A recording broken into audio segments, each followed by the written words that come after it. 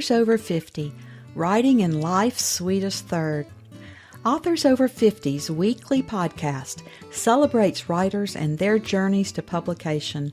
Writing after 50 is a whole story on its own, so let's skip to life's sweetest third and talk with authors about their journey from pen to publish.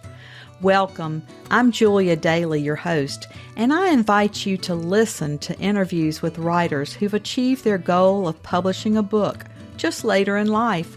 We've seen award lists for under 30 or under 40, but I've yet to see lists for those who've achieved a significant milestone of their own, launching a new career and publishing their first book after the age of 50. We will hear about these authors' inspirations, struggles, strategies, and the smell of that first book. These writers' journeys inspire me because I'm one of them. My guest today is a researcher by profession, but a longtime food and fitness enthusiast at heart. She thinks of herself as just an ordinary person trying to cut through the clutter of misleading wellness advice based on what's worked for her and for others over the years, and the discipline and attitude from more than 10 years of boxing training. She's created a no-excuse, common-sense practice for a more satisfying life built on ways to use your time during your workday lunch break. It's a simple, flexible solution called Box Lunch Lifestyle. How to build that better lunch break and why it matters is the subject of her first book, Box Lunch Lifestyle, Using Your Lunch Break to Win Back the Life You Deserve. Endorsed by thought leaders like Daniel Pink and Jonathan Fields, and praised by Midwest Book Review, the answer to, can change really be this easy, is yes. Welcome to Authors Over 50, Cheryl K. Johnson. Thank you, Julia. It's wonderful to be here.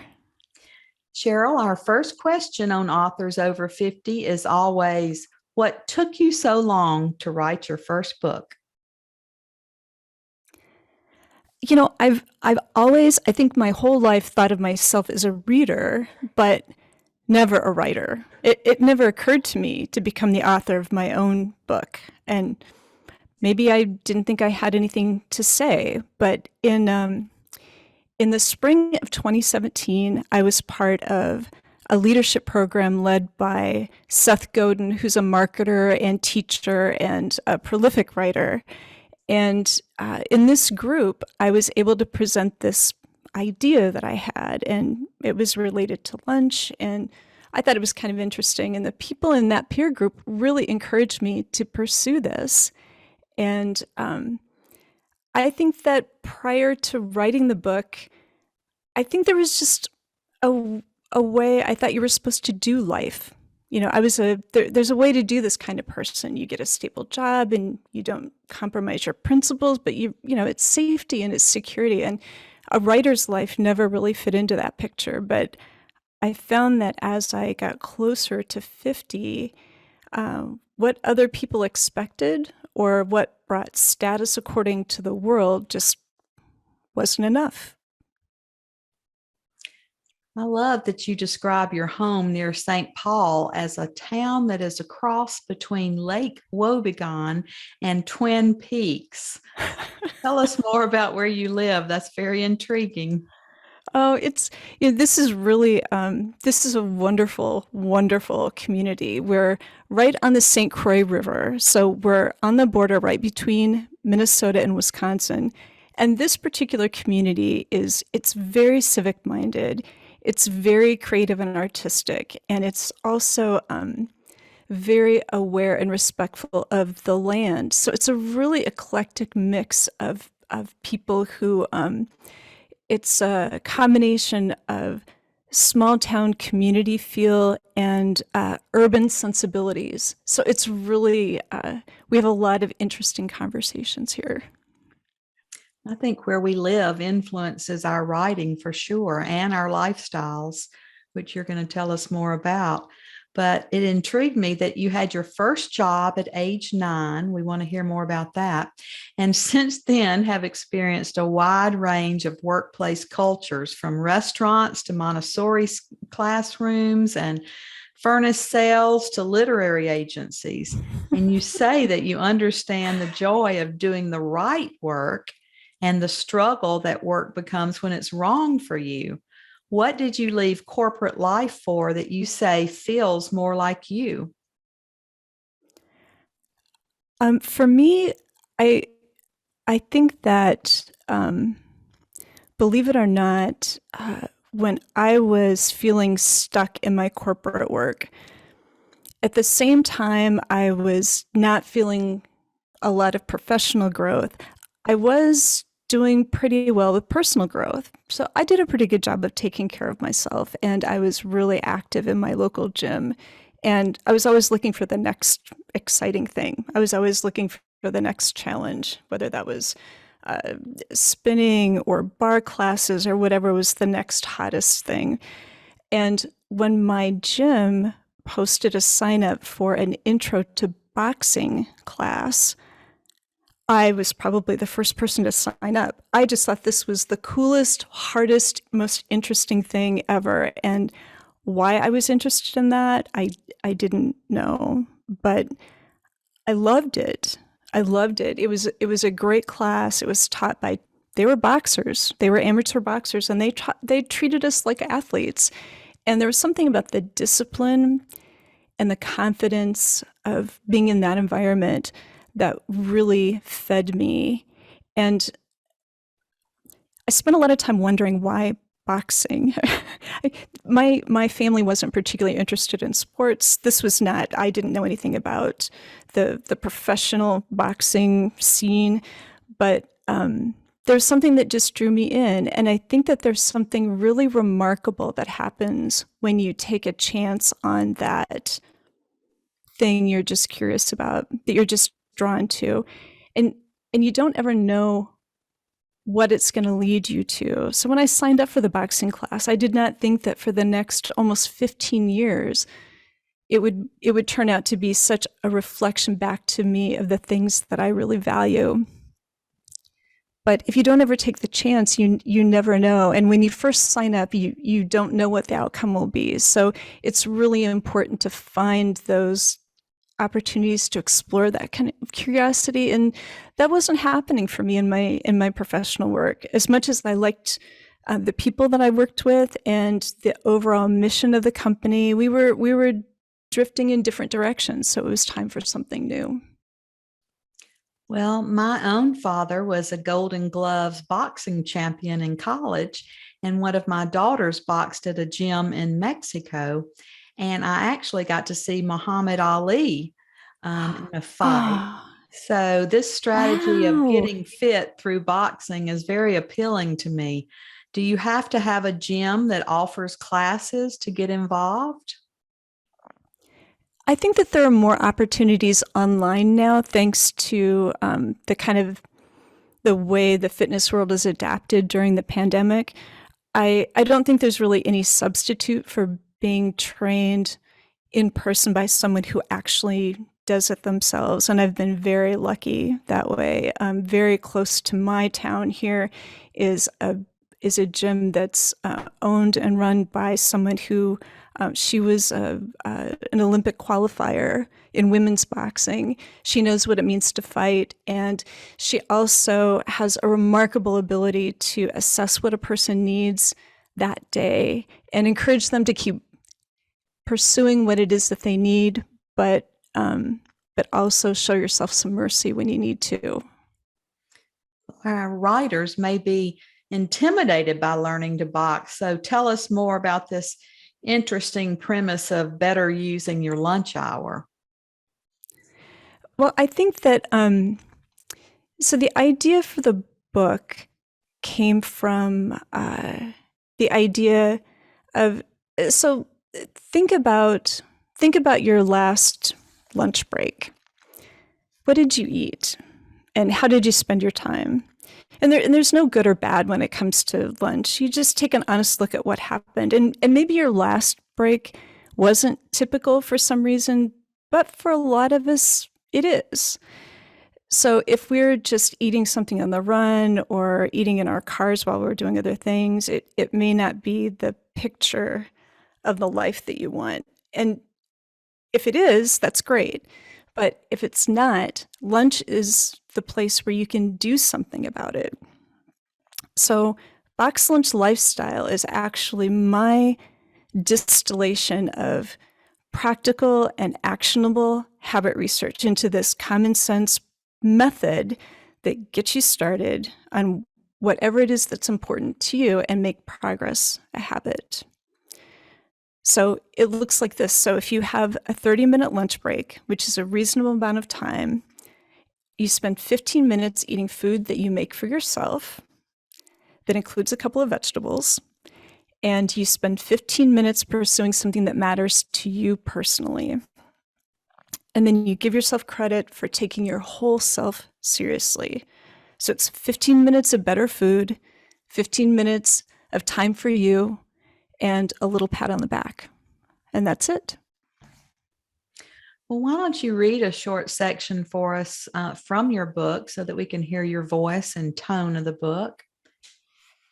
And you can set it up. You can tell us if you've organized by chapters, what some of your headings might be and however you want to set it up. So this is a section called A Better Life Equals Better Today, Not Someday.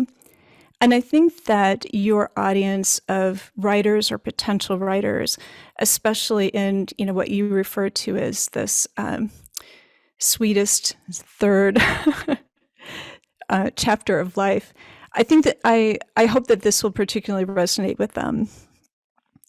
And it refers right away to this concept of better food and better time, which are these 15 and 15-minute components that turn into this virtuous cycle that keeps us on the path to better. So the better food and time aren't paired together just to make lunch nice, something special and personal to look forward to, although that doesn't seem like a terrible thing. When these aspects of lifestyle work together, they create a cycle of energy and pride that makes you want to keep going. Simply eating better isn't the key to a more satisfying life if, for example, you spend all day doing only what other people need and doing nothing for yourself. A lot of healthy eaters still feel like they're coming up short at the end of the day. In the same way, if you want to be a writer, for example, you're not going to tell that amazing story as easily if you're eating fast food burgers instead of the kind of food that fuels not just your creativity, but your intellect and your mood and your ability to cope and strategize. Doing what you want to do because your body's able to do it is the win we want to feel, and not in 30 days or on January 1st or at a 5-year anniversary. We want to feel that right now. And you'll feel your feeling satisfied muscles start to warm up again when you fuel yourself with better food and well-spent time for you. It all works together for a better you. You'll be more confident about your choices because your values will become clearer. You'll get better at setting boundaries at work. You'll spend less time scrambling to find something to eat and more time feeling connected to something you love, like scones or motorcycles or haiku or whatever. Feeling healthier will give you the courage and strength to keep going or to change the course if what you try ends up not being what you expected and not what's right for you. You create a positive trajectory with this thing that I'm calling a box lunch lifestyle as soon as you set it in motion. It creates the instant identity shift that James Clear talks about in his book, Atomic Habits. Sometimes we're attracted to the satisfaction we expect from accomplishing a goal, and we're unaware of the power we harness by deciding that we've already won, and he calls it forming an identity-based habit. When we start with believing we are a different kind of person, it makes the accompanying behavior come to us a lot more naturally. Claire uses the example of breaking a smoking habit. Consider the difference between declining the offer of a cigarette by saying, "No thanks, I'm trying to quit," and saying, "No thanks, I'm not a smoker." Be the non-smoker. Box Lunch Lifestyle will give you the evidence to believe immediately in the new identity that you want. Today, you are the person who's designing a gazebo or learning sign language. You are also a person who says you're going to do something and then actually does it. You may already be that person, in fact, but you're not giving yourself credit, not the credit you deserve. For example, Becky told me during a Box Lunch Lifestyle workshop that although she never talked about it, for several years she'd been writing a play. So I guess that means I'm a playwright. Yes, Becky, it does. And acknowledging her creative self was a quietly remarkable moment and perhaps a turning point in how she values this pursuit. And I suspect calling herself a playwright also makes it a little easier to justify that 15 minutes on a typical day to keep writing that play. Embracing this new identity was personally meaningful for Becky. It matters too that you are here on this planet doing what you're drawn to do, and that you want to squeeze as much out of your life as you can. You can eat the apple and enjoy it instead of spending your life thinking about eating the apple. And when you find yourself in a workplace, for example, that may not care as much that you're human and not just a resource, it's a pretty big deal to remind yourself that you are human. By making things a little better today, you'll have a great start in building a life where you don't settle for plain if you want chocolate. You sound like a great coach, Cheryl. And I think for those of us who were thrown out of the gyms, during COVID and had to figure out something else to do, I began riding a bike on the back roads of Texas to try to get my exercise. But that's very encouraging, what you just read for us. So thank you. What did your publishing journey look like? Did you follow a traditional path of querying agents, or did you choose another path? I started down a fairly traditional path, and as a result of my my participation in Seth Godin's group, I was introduced to someone who turned out to be a wonderful, wonderful book coach. And she helped me write my nonfiction book proposal, and we pitched it to an agent and a few hybrid publishers. And the message that I got back to me was pretty clear that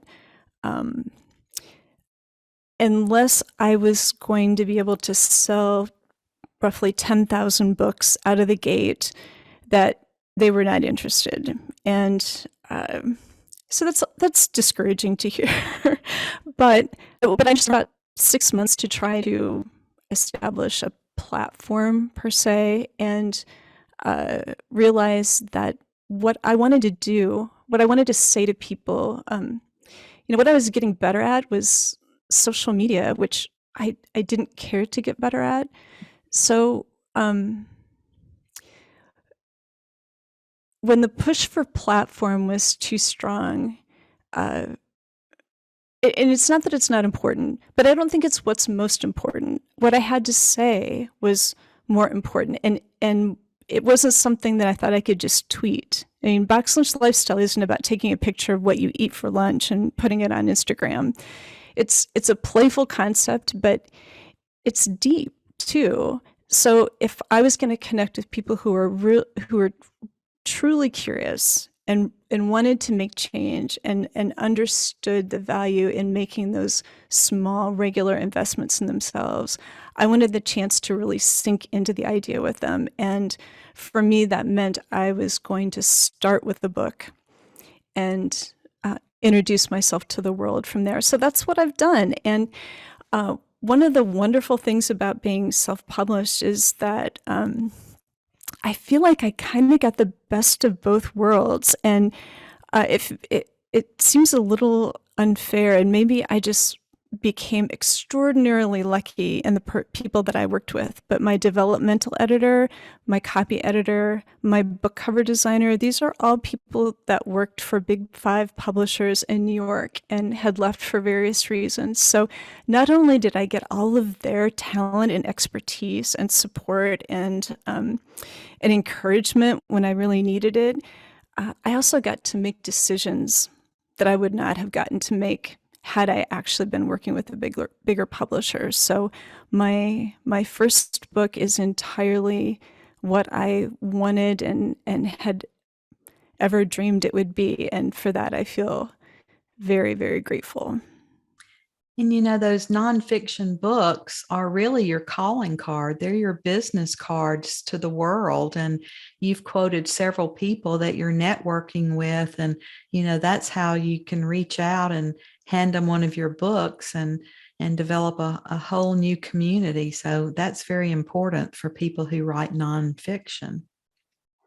And in my case in particular, it's an especially nice calling card to have because they probably haven't had a lot of conversations with people that tend to have a boxer's mentality. Mm-hmm. So my style and my tone is probably for them or it's not, but then they know. And I think that people actually have really appreciated that kind of playful challenge. And it sets me apart in one way, but it also, I hear a lot of people really connecting with that. Not only enjoying having someone playfully not accept their excuses for not getting started, but also showing them exactly how and when to do these things. Because for the most part, we kind of know what to eat. And a lot of us know, especially if you've always thought about writing or starting to write, that that's something that, oh, I want to do this, but there's just never a chance. And for me, there's a difference between what I call first place dreams and second place dreams.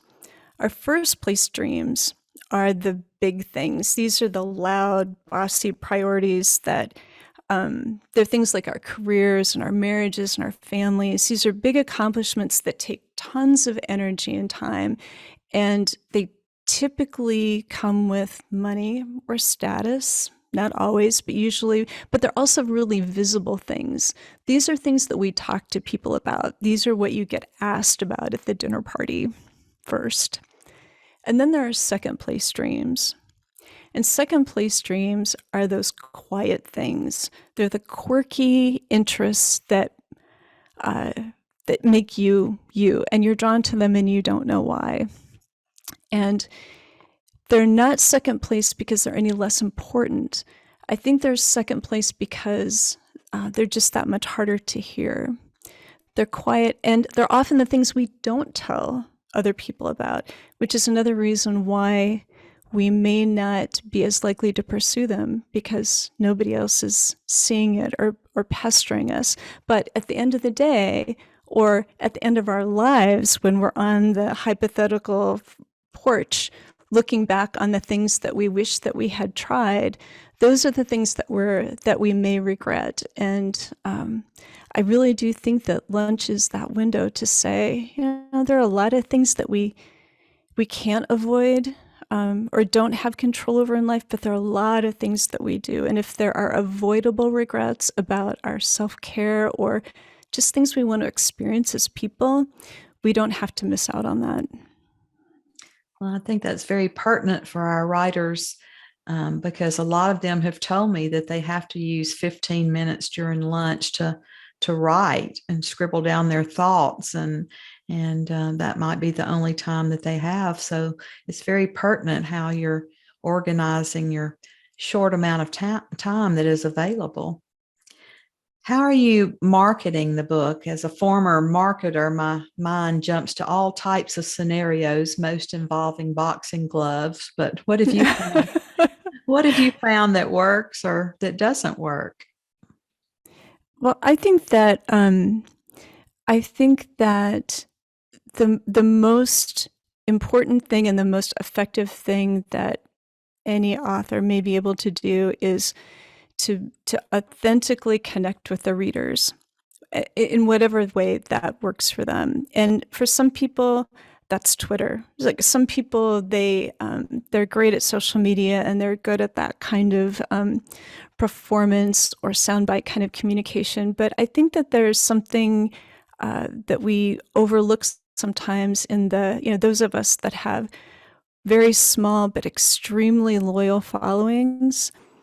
Those relationships and those connections are so important. Like these are people who, when you ask them for what you need, or they understand the idea because you personally have had an opportunity to share it with them, and they've told you their personal stories of success, then when it, they're very eager to be generous in terms of promoting the idea and supporting your work as an author.